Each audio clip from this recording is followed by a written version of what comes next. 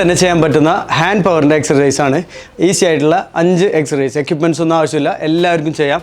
Four arms അതേപോലെ upper arms, നമ്മുടെ കൈയിൻ്റെ സ്ട്രെങ്ത്ത്, ഹാൻഡ് ഗ്രിപ്പ്. ഇപ്പോൾ ആരെങ്കിലും നമ്മൾ പിടിച്ച് പെയിൻ ആക്കാൻ വരികയാണെങ്കിൽ പോലും നമ്മൾ ബ്ലോക്ക് ആക്കുന്ന സമയത്ത് പോലും നമുക്ക് നല്ല സ്ട്രെങ്ത് ആയിരിക്കും. അപ്പോൾ കൈയിൻ്റെ സ്ട്രെങ്ത്തിന് വേണ്ടിയിട്ടും ആംസിൻ്റെ മസിൽസിനൊക്കെ വേണ്ടിയിട്ടുള്ള വർക്കൗട്ടാണ് ഇന്ന് എല്ലാവർക്കും ചെയ്യാൻ പറ്റും. ആദ്യത്തെ വർക്കൗട്ട് ജസ്റ്റ് കൈ ഇങ്ങനെ വെച്ചുകൊണ്ട് നമുക്ക് ചെയ്യാം. സ്ട്രെയിറ്റ് ആയിട്ട് ഇങ്ങനെ പിടിച്ചിട്ട്, കാരണം ഈ ഒരു വർക്കൗട്ടിന് നല്ല എഫക്റ്റീവാണ്. നിങ്ങൾക്ക് ഒരു സെറ്റ് ചെയ്യുമ്പോൾ തന്നെ മനസ്സിലാവും. ഇതുപോലെ സ്ട്രെയിറ്റ് പിടിച്ചിട്ട് താഴോട്ടും മേലോട്ടും.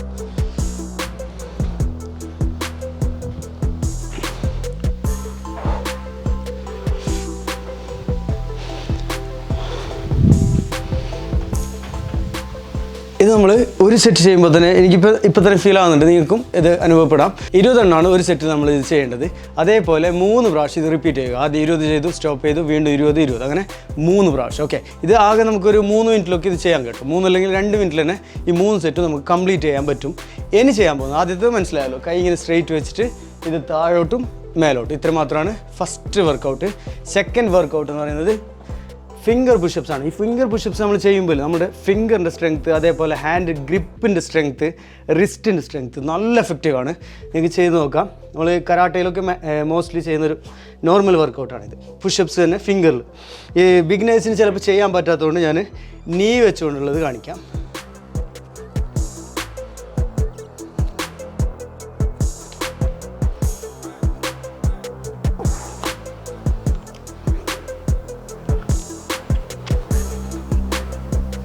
ഇത് നിങ്ങൾ ചെയ്യാൻ പറ്റുന്ന ആളുകളാണെങ്കിൽ 10, 10, 10 അങ്ങനെ 30 പ്രാവശ്യം ചെയ്യാം.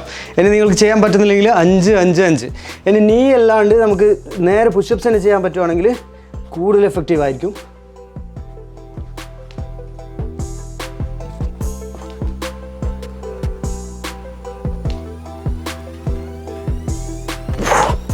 ഇതുപോലെ നമുക്ക് ചെയ്യാം. അപ്പോൾ നിങ്ങൾക്ക് 10 ചെയ്യാൻ കപ്പാസിറ്റി ഉണ്ടെങ്കിൽ 10, ഇടയ്ക്ക് ഒരു സെറ്റ് കഴിഞ്ഞാൽ നമുക്ക് ജസ്റ്റ് ഇങ്ങനെ റിലാക്സ് ചെയ്യാം കൈ ജസ്റ്റ്. കാരണം ഫിംഗറിന് ആദ്യം ചെയ്യുന്ന ആളുകൾക്കൊക്കെ കുറച്ച് പെയിൻ ആയിരിക്കും. ഇങ്ങനെ സ്ട്രെച്ച് ചെയ്യാം ലൈറ്റായിട്ട്. അത് കഴിഞ്ഞിട്ട് വീണ്ടും 10, 10 അല്ലെങ്കിൽ 5, 5, 5 അങ്ങനെ ചെയ്യാം. പിന്നെ നിങ്ങൾക്ക് പറ്റണ പോലെ കൗണ്ട്സ് കൂട്ടാം. ഇനി നമ്മൾ ചെയ്യാൻ പോകുന്നത് പാം ഹാൻഡിൻ്റെ സ്ട്രെങ്ത്തിന് വേണ്ടിയിട്ടാണ്. ഇത് 30x3 ചെയ്യേണ്ടത്. ഓക്കെ,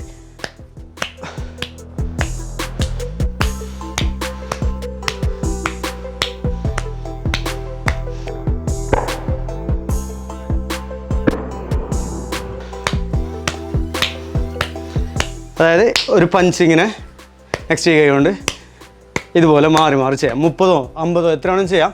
നിങ്ങളുടെ കപ്പാസിറ്റിക്ക് അനുസരിച്ച് കൂടുതൽ ചെയ്യാം. അപ്പോൾ ഇത് 3 സെറ്റായിട്ട് തന്നെ ചെയ്യണം. 1 സ്റ്റോപ്പ് ചെയ്തിട്ട് വീണ്ടും 2, അതേപോലെ 3. ഇനി അടുത്തതായിട്ട് നമ്മൾ ചെയ്യാൻ പോകുന്നത് ഈ ഭാഗത്ത് സ്ട്രെങ്ത് ആക്കാനാണ്. കൈൻ്റെ ഈ ഒരു പോർഷൻ നമുക്ക് നല്ല സ്ട്രോങ് ആക്കാൻ പറ്റും.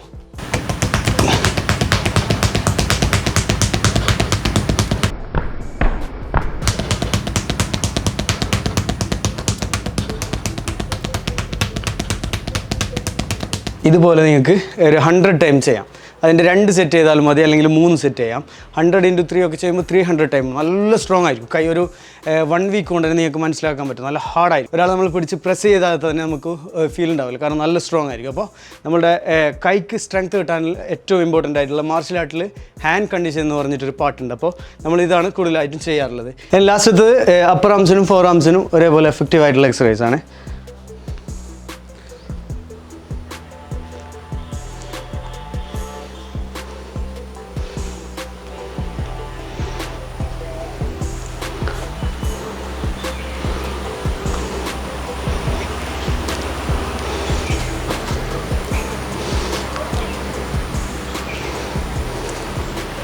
അപ്പോൾ ഇതുപോലെ നമുക്ക് ജസ്റ്റ് താഴോട്ടും മേലോട്ടും, അതായത് നമ്മൾ തിരിച്ച് വെച്ചിട്ടാണ് ചെയ്യുന്നത്.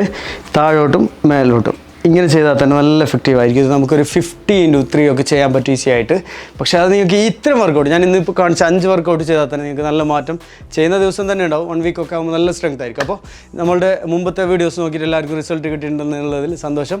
ഞങ്ങളുടെ വീഡിയോസ് കാണുന്ന എല്ലാവർക്കും ഒരുപാട് നന്ദി അറിയിച്ചുകൊണ്ട് ഇന്നത്തെ എപ്പിസോഡ് വൈൻഡ് അപ്പ് ചെയ്യുന്നു. ബൈ.